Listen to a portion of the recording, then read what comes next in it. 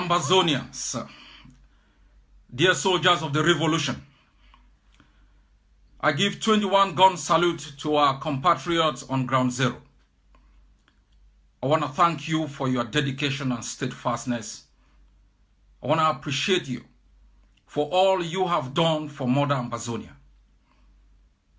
I want to thank you for being dedicated to the cause for which so many have given their lives, their liberty, and their livelihood. It is because of you that we are here today. All glory goes to you. Your daily sacrifices, to all the soldiers who are wounded, those who have died for motherland, and those who are in the hinterlands struggling on a daily basis to defend their block and their neighborhood. Ambazonians will forever be grateful for the sacrifices you have made and continue to make. I have come here today to make a short statement, a statement of clarity, where we are coming from, where we are, and where we are headed to. And to assure you, every Ambazonian, so far you are on course. Our revolution is on course. This will be in history the fastest revolution, a revolution that has been fought on every battlefield determined by the brave Ambazonian people, a revolution that is fought in 13 counties, block by block, gutter hole by gutter hole, rooftop by rooftop. You have made Ambaland ungovernable. You've increased the cost of the occupation. Now let me be clear. What we are fighting for is independence. There will be virtually no space for any negotiation around federalism. If we have a way of moving Cameroon as our neighbor, we will do it. Because for the pain and suffering that they have caused Ambazonia, we will not tolerate or accept any form of coexistence with Cameroon. We will be a free people, self-governing, independent, being able to be the only source of consent for the future government of Ambazonia, for the political, economic, and social systems that will reflect our customs, our norms, and our tradition. That is why our children have bled. That is why leaders have been kidnapped. That is why our women have been raped.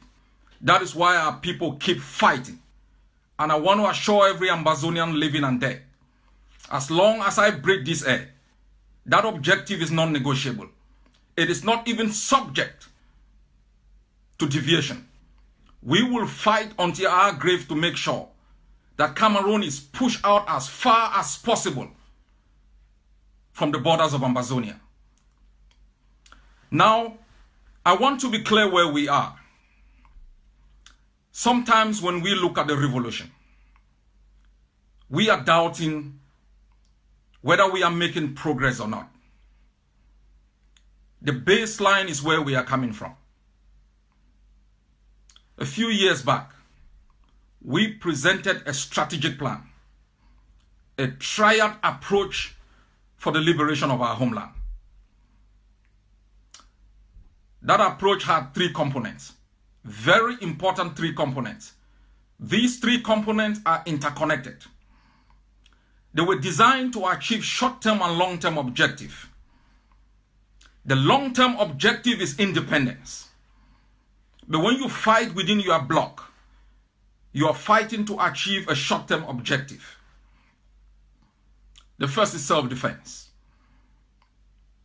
The idea behind self-defense was because Cameroon, as our experience has shown, is a state that has never negotiated its way out of any political impasse. It has used the brute force of its military to have its way. We realize that as a people, to survive, to stay alive, we will have to match Cameroon method for method, iron for iron, to humble them, to shift the political equilibrium to our favor. When we conceived the idea of the block by block, it was based on the foundation that every single Ambazonian, wherever they are, will be able to fight Cameroon on their own terms to achieve simple objectives. Make that bloc ungovernable. Make that bloc ungovernable. Increase the cost of the occupation. So far, our score sheet is 100%. We have made our different blocks ungovernable. We have increased the cost of the occupation. Lest you forget, occupation is predicated on indirect governance or direct governance and extortion and exploitation. Once you take away these two incentives, you defeat the very foundation upon which that occupation is premised. And we can say with pride that from all the 13 counties, villages, neighborhoods, and blocks, you Ambazonians on the ground, you alone, have been able to punish Cameroon, have been able to make their colonial deals, their mayors hiding. You have been able to bankrupt Cameroon, make them unable to get bullets, make them unable to take care of their own citizens. Sometimes you may ask yourself, how will making Ambazonia ungovernable, how will increasing the cost of the occupation give us independence? This is what you need to know. When the Eritreans were fighting, it didn't take them to capture their own capital to be independent. Once the occupier is unable to govern you, once the occupier is unable to make profit out of the occupation, when it has diverted enough funds from economic, social, and political activities of its own country into prosecuting a war it cannot win, there will be instability in their own country. And they will have to make a choice whether to keep an occupation they cannot succeed with or to lose power within their own country. That is the advantage we are having now. Self-defense must continue. There is no change of strategy. We are observing the momentum on the ground. We are building capacity. We are building experiences. With this capacity and experiences, we will be able to move to phase 4, where we can permanently hold territory. And from within those territory, install civil administration that will be able to cater for socio-economic and political needs. At this level, we are doing just fine, bleeding the occupier block by block and making sure that they cannot govern us from within our own counties and they cannot reap the benefits of occupation. But I also said, fighting alone will not give you independence. The world is an interconnected world. You hear of globalization, whether from the political to the economic or to the social sphere. We are all interconnected as nation states. And there are international systems that determine whether you become independent or not. And those international systems are controlled by the public opinions of different countries that can shape policies of governments within those particular countries. That is why we prescribe internationalization. Internationalization was the method Nelson Mandela used to globalize the campaign against apartheid. For all of you who were in Ambazonia, born more than 30 years ago, you know definitely we participated against the apartheid system. Many countries in Africa had their passports valid for every country except South Africa. So what we determined was, if we internationalize our struggle, if we make the Norwegians to understand what's going on, we make the Germans to know what's going on, if we make the Swedish, the Americans, the Australians, the Canadians, the Belgians, the Netherlanders to understand our pain and our plight, we pass the relay button to them to bat for us, to beat for us, and to negotiate for us. We influence their public opinion by exposing the brutality of the system. It's going to shape their policies, change their relationship, alter their attitude towards Cameroon. In that way, we move towards isolating Cameroon. Once you isolate them, you bankrupt them, because the international lending organizations like IMF, World Bank, and bilateral donors will not be willing again to donate money into a country that is orchestrating genocide in your own country. So internationalization brings exposure. It wins you friends. It brings you sympathizers. Those who can plead your case. Those who can back for you. Those who can argue for you. Lest you forget, there are hundreds of thousands of Ambazonians who have been thrown out of our country by the brutality of the system. They are stretched from South Korea right up to North America. They have also been conscientized. The demonstrations they made, the mobilization they made these Ambazonians the primary investors in their own liberation. Ambazonians have become the primary stakeholders in their own freedom. In this way, they are sure of owning the outcome wholeheartedly. To have an Ambazonian that is not indebted in other stakeholders, so they can reap the benefits, transform the socio-economic and political system as quickly as possible to benefit the individual Ambazonian. Internationalization is highly connected, because if you take away self-defense, everyone will be asking you what's happening. So self-defense is connected with internationalization. Self-defense will not succeed without internationalization. Internationalization will not succeed without self-defense. But how do you gain recognition? Mobilizing the international community is not enough. Letting the world know about your pain does not give you independence. That is why we conceived the great idea of ARC. And I know, having spoken to the new leader of ARC today, she has a strong package on how to get Ambazonia recognized. She's worked out a strong package that will be unveiled in the coming days called the CARA program. You can see it materializing. That is the pathway to recognition. Targeted diplomacy. It does not involve only actions within state parties. It involves talking to your congressmen, talking to your churches, influencing opinion from the grassroots right up. So what you do in the grassroots can shape policies of congressmen, parliamentarians, MEPs across the globe. Ambazonians, we didn't just get here by chance. We got here by planning. We didn't get here through propaganda. We got here by education. We didn't get here by trying to destroy our own, trying to walk on the corpse of our own. We got here by collaboration, by working together, even when we disagree. That was manifested in the Senate hearing the other day. Every Ambazonian from all the groups were there. From non-alliance, they were there. Ambazonians, if you watch the US Senate got a hearing, it wasn't by chance. It was hard work. Beginning from ground zero to internationalization, targeted diplomacy.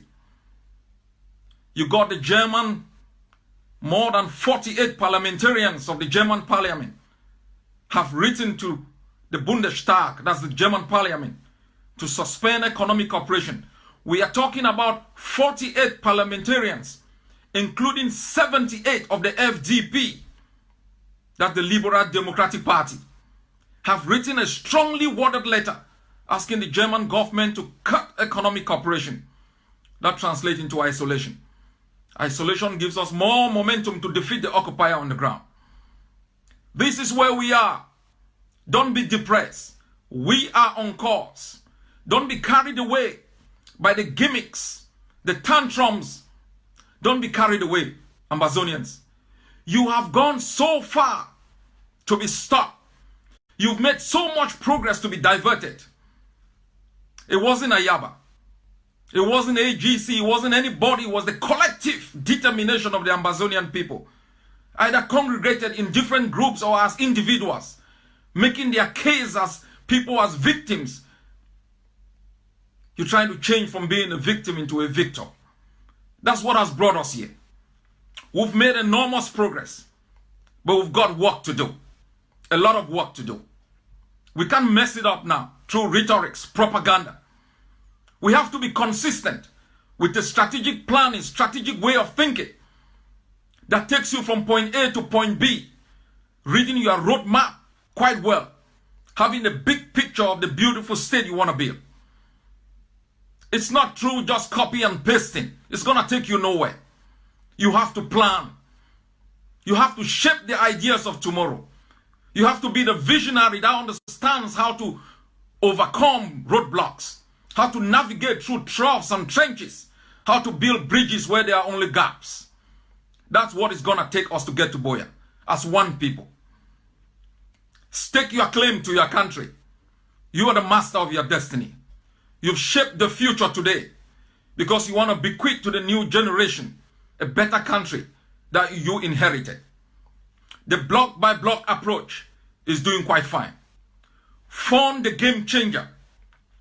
Invest your money where when you plow your seed it can grow. Inject funds to arm the guys on the ground. As I have said, make no mistake about the never again generation. The generation that takes no prisoner of the occupier. As I have said to every occupier, every collaborator, every enabler, we will chase you to the gates of hell. I can promise every Ambazonian, for all those who have collaborated with the system, you will not be buried in Ambazonia. We will find your grave wherever you are buried. Exhume your body and take it into the courts of Ambazonia. Bring you to justice and throw your ashes in the wild sea. You will not put us through this pain and get away with it. For all those who have exploited our resources and stashed them in foreign bank accounts, we will find those money. We will bring the funds to develop Ambazonia. For the Ambazonian, by the Ambazonian. Be confident, my people. Be confident. Don't go to sleep being angry. Don't waste your time in anguish. You have fought a revolution that will go down in the annals of history as a revolution that shaped the way revolutions are fought. You funded it. You bled for it. You went to jail for it. You died for it. For the purpose of being the sole proprietor of its outcome. I can assure you, we are getting to Buea. And I am glad the leaders in jail are alive. If you are in jail, you're listening to me. We are bringing you home.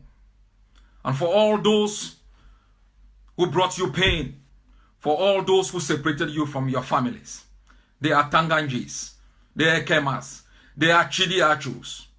Your children should know your corpse will not be buried in Ambazonia. And we will find it wherever it is hidden and bring it into the courts of Buea.